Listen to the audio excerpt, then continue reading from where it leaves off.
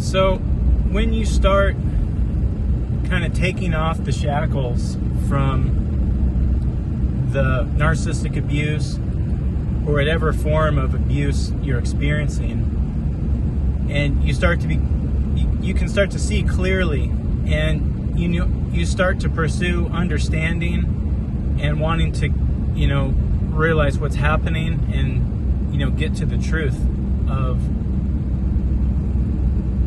what you're experiencing and what you're observing other people are experiencing. And when that was happening for me and I was starting to get to that place, that's when I started to really, I was looking at information and knowledge to try to learn and get the truth and just try to figure out how I got to this point and why I'm having these problems and why other people are experiencing problems.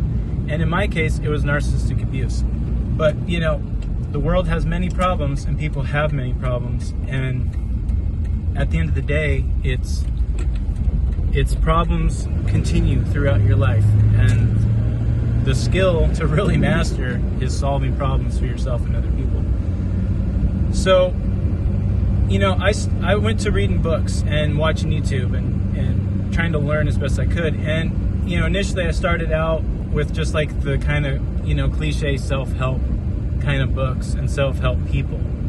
And what you find with the self-help crowd is it's kind of watered down concepts of philosophy and neuroscience and mental health and stuff like that. So it's an individual's interpretation of those different things. And the big problem is it's how this individual is interpreting that and then sharing the information with you. So it's not the actual source of the information, it's their interpretation of it. So you'll find a lot of the self-help stuff is real gimmicky and pretty shallow. And so I kind of went a little deeper, and then I got into philosophy, because there's a lot of self-help guys that talk about the ancient philosophers. And I thought to myself, who are the OGs of self-help? And it's the philosophers. And because I pursued, I went from self-help, then I went to mental health and psychology and all that. And that whole field is new. It's all based on Freud and his principles, and this whole concept of psychology and psychoanalytics. And so the mental health field and study and neuroscience and all that kind of stuff is new. So I wanted to go deeper than that, because that too was shallow and it was biased to me. I mean, I talked about in another video where I feel like that's all biased because all those people want is to make money. They're in business to make money off of your problems. So I wanted to go deeper, and I got into the philosophers. So I read a great book. I'll link it in the description. It's called The Gang of Three, and it's Socrates, Plato, and Aristotle. And they're kind of the main philosophers of the Greek era, of which Western society is based upon the Greeks. And so if you want to understand society and the situation we're in, study the Greeks and study the philosophers from that time. But anyway, basically, so you have Socrates. He's like the main dude, and Socrates he's like a prophet of the people. His whole thing is about introspection and life and knowledge and understanding and conversing with people. And he really was of the people, from my understanding. The problem with Socrates is they killed him because he opposed the ruling elite class in the way he challenged their thinking, the public's thinking. So they killed him. So and he didn't have any writings. If he did, they were destroyed, and we don't have access to them. The only interpretation of what Socrates did and how he lived his life and the things that he taught were from his pupil Plato, and I think Aristotle was one of his pupils as well, or Aristotle was a pupil of Plato. Anyway, Plato has all the writings on Socrates, so it's watered down. We're getting Plato's interpretation of Socrates' message, and obviously Plato has bias and Aristotle has bias of their own. These are humans. There's a human flaw to this. But at the root of all this, and that what these ancient philosophers are teaching us, or what one of their main messages was, any illness of the mind is an illness of the soul or the spirit. And once I understood that, once I got that message, because I was focused on the mind, I was thinking, okay, I got to change my mindset. I need to understand psychology. I need to understand neuroscience if I'm going to solve my problems. And when you realize it's the soul and it's the spirit that really is going to dictate the health of the mind and the health of the body.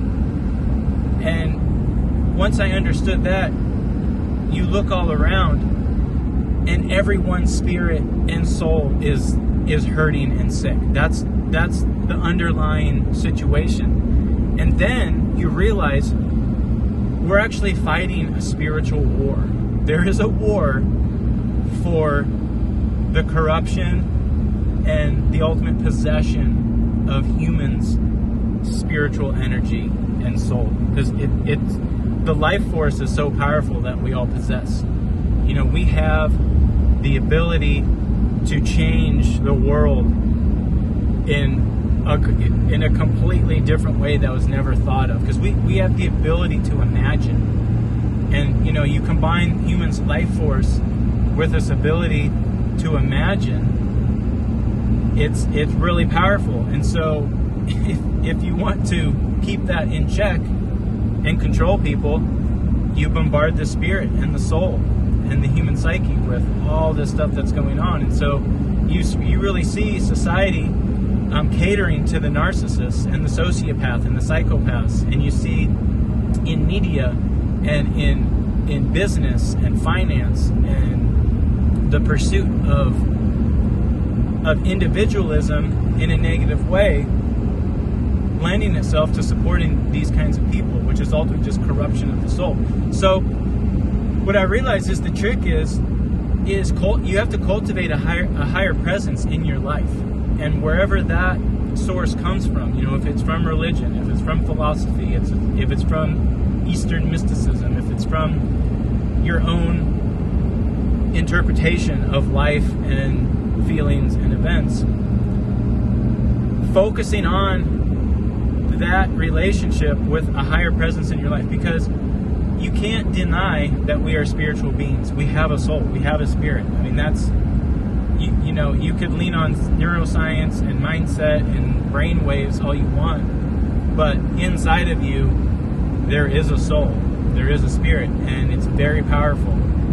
And if you cultivate that and nurture it, it will provide the insight to everything you need. It's the insight to solving problems for humanity and for the world. I mean, environmental problems, socioeconomical problems, physical, mental, all that stuff.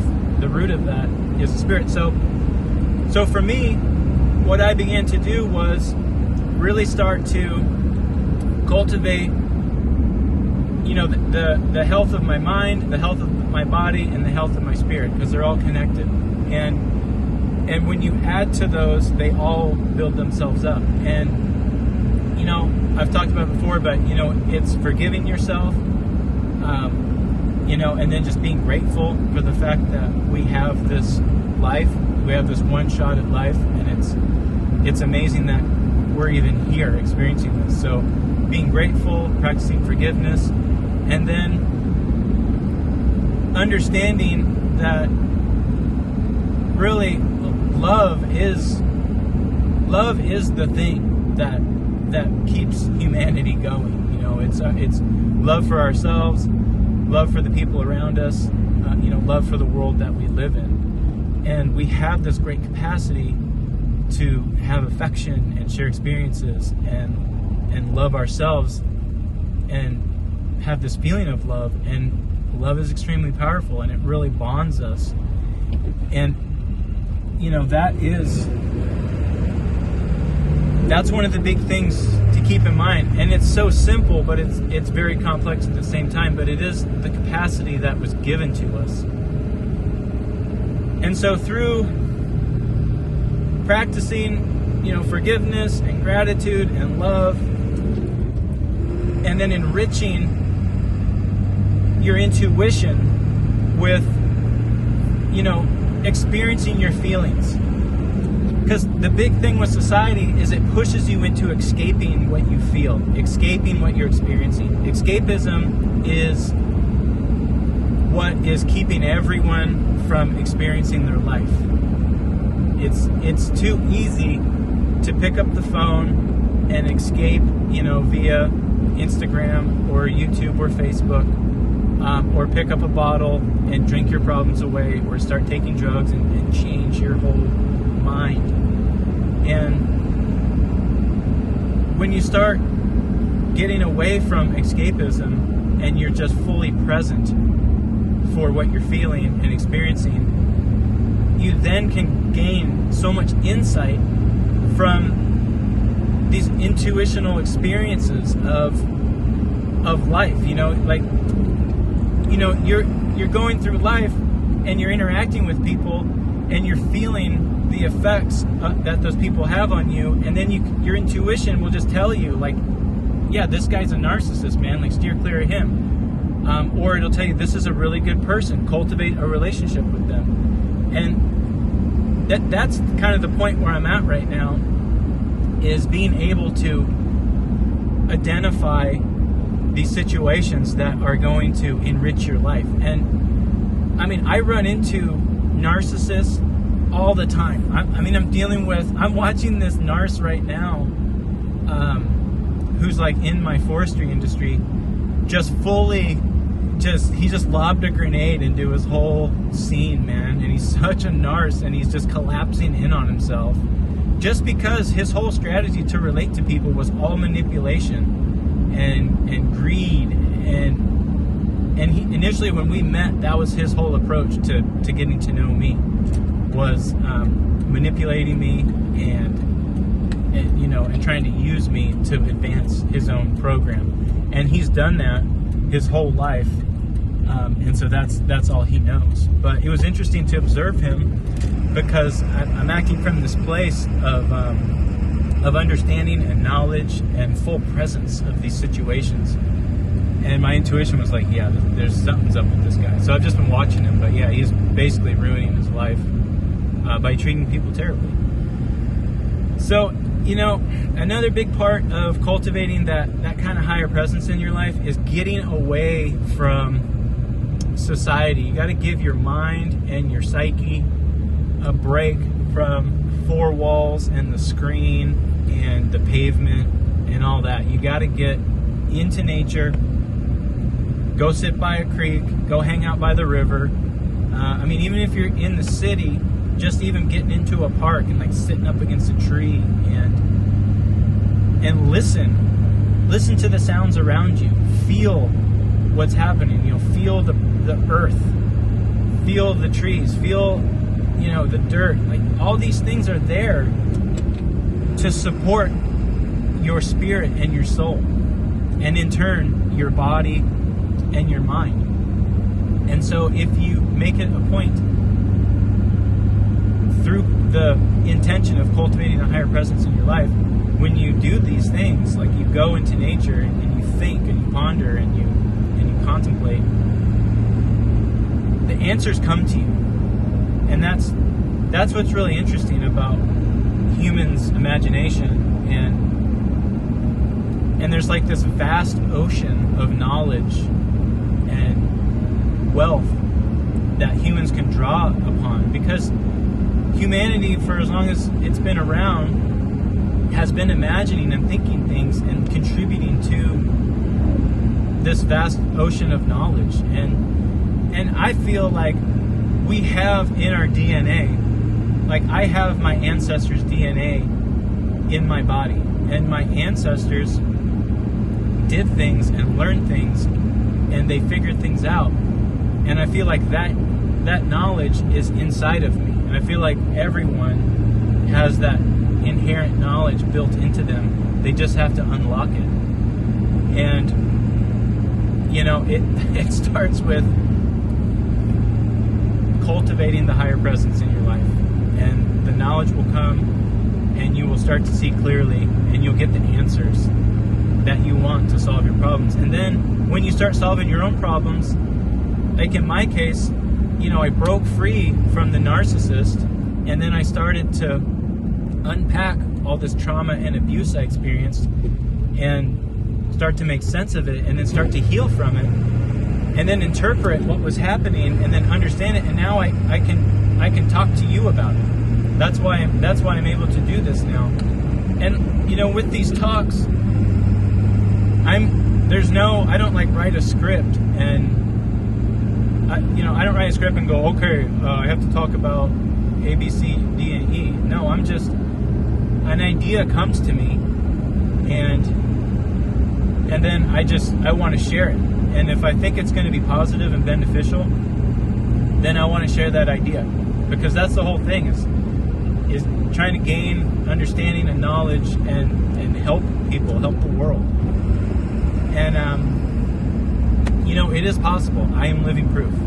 That's, if I can do it, you can do it. So cultivating a higher presence in your life will lead to understanding and overall just well-being. So I highly advise you to consider it. On another topic, in my last video I talked about working, and there's this big fire that sparked off. And actually the guys I'm working with right now got called onto that fire. Anyway, they hammered that fire. It went from 3 acres to 100, and they put in a dozer line around that whole fire in like one day, and they got it fully contained. So that was the first big fire around here. And so an update on that, they lifted the evacuation calls, and it's looking good. So now they're just mopping it up. So anyway, that's a good thing. Well, I appreciate you watching, and thank you. Thanks for coming along for the car ride, and have a good rest of your day.